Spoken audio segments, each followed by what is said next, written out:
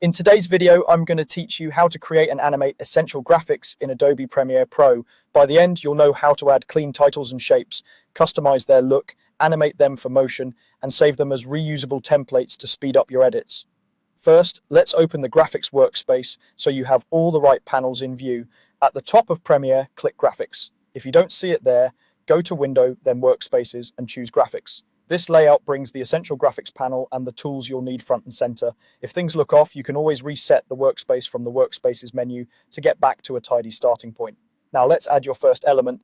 Select the Type tool or press T, then click directly on the program monitor and start typing. Your text appears instantly over your video and a new graphic layer is created on the timeline. To add a shape, open the Essential Graphics panel and create a new shape layer there. Shapes are perfect for lower third backgrounds, highlights, or subtle bars behind text to boost readability. Keep your playhead over the graphic so you can see updates as you work. With your layers in place, it's time to customize.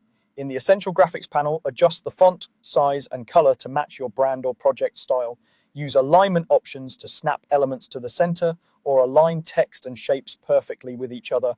Reorder layers to place text above a shape background, and consider adding a stroke or changing fill colors for contrast.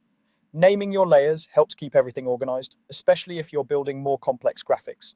If you want movement, you can animate your elements. Head to the Effect Controls panel with your graphic selected. For position, scale, or opacity, click the stopwatch to set your first keyframe at the start of the motion. Move the playhead, change the value, and Premiere will create the animation between those points.